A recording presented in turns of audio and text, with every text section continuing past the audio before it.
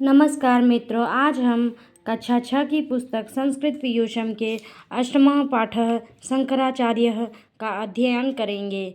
आइए देखते हैं। शंकराचार्यः केरलराज्यस्य पूर्णानदीतीरे एकः ग्रामः। केरल राज्य के पूर्ण नदी के तट पर एक ग्राम है। ग्रामस्य नाम कालडी अस्ति। ग्राम का नाम कालडी है। 788 तमे वर्षे शंकराचार्यस्य जन्म अभवत्। 788 ईस्वी वर्ष में शंकराचार्य का जन्म हुआ।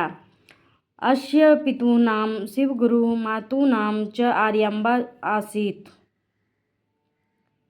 इनके पिता का नाम शिवगुरु तथा माता का नाम आर्यम्बा था। शंकरस्य बाल्यकाले एव शिवगुरु दिवंगतः। आचार्य शंकराचार्य जी के बाल्यकाल में ही इनके पिता शिवगुरु की मृत्यु हो गई। अतः आर्यम्बा एव शंकरस्य पालनम अकरोत्। अतः आर्यम्बा ने इनका पालन पोषण अकेले ही किया। बाल्यकालात् एव सः अतीव प्रतिभा संपन्नः आसीत्। बाल्यकाल से ही शंकराचार्य जी अत्यधिक प्रतिभा संपन्न अर्थात तीव्र बुद्धि के थे। इनके अंदर बहुत सारी प्रतिभाएं थीं। एकदा शंकरः स्नानाय नदीं प्रविशत्। एक दिन स्नान के लिए शंकराचार्य नदी में प्रवेश किए। तत्र एकः मकरः तं गृहीतवान्। तब एक मकर ने इनको पकड़ लिया। सः उच्चैः आक्रोशत्। यह शंकराचार्य जी उच्च स्वर में चिल्लाए। माता तत्श्रुत्वा नदी तटम आगच्छत्। इनकी चिल्लाहट को सुनकर माता जो है नदी तट पर आ गईं। तदा शंकरः मातरम अवदत्।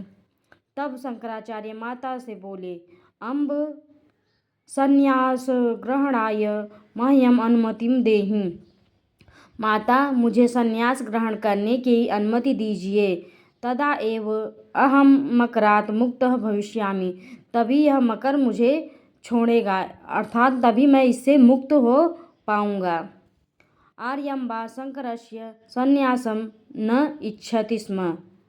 आर्यम्बा जो हैं शंकराचार्य इनके इकलौते पुत्र थे। इनके पति भी नहीं थे, तो आर्यम्बा नहीं चाहती थी कि शंकराचार्य जो हैं संन्यास ग्रहण करें।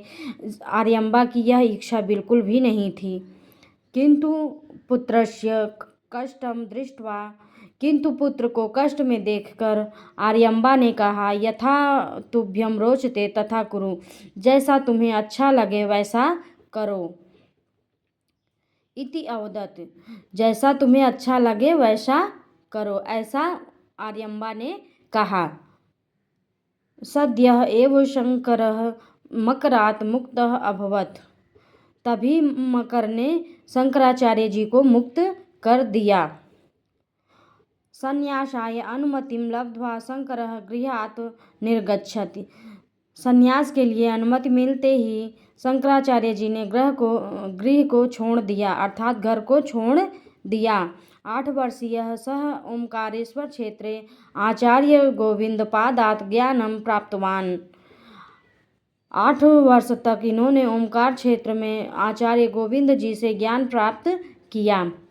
12 वर्षीय शंकरः संपूर्ण देशस्य पर्यटनं कृत्वा काशी प्राप्तवान्। 12 वर्ष तक संपूर्ण देश की यात्रा करने के बाद आदि गुरु शंकराचार्य काशी में आए। 16 वर्षे सः ब्रह्मसूत्रस्य भाष्य लिखितवान्। 16 वर्ष की आयु में इन्होंने ब्रह्मसूत्र का भाषा टीका लिखा। आदिशंकरः विविधानि मधुराणि स्तोत्रकाव्यानि अपि रचितयाम्। आदि गुरु शंकराचार्य ने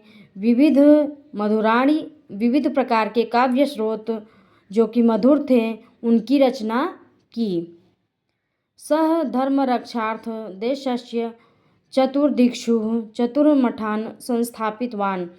इन्होंने धर्म की रक्षा के लिए देश के चारों दिशाओं में 4 मठों की स्थापना की। केवल 32 एव वयसि शंकराचार्य ब्रह्म भावम उपगतः।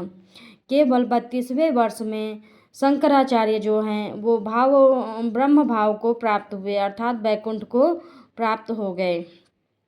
जब इनकी मृत्यु हुई तो इनकी आयु केवल 32वें वर्ष में ये थे।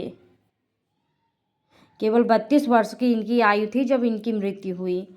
आदि शंकराचार्य भारतवर्षस्य ऐक्यसाधने किंच सनातनधर्मस्य प्रतिष्ठायां सर्वदा स्मरणीयं विद्यते। आदि गुरु शंकराचार्य को भारत की एकता बनाए रखने के लिए एवं सनातन धर्म की रक्षा एवं प्रतिष्ठा बनाए रखने के लिए इनको हमेशा याद किया जाएगा। उम्मीद है आप सभी को यह अध्ययन पाठ समझ में आया होगा। धन्यवाद।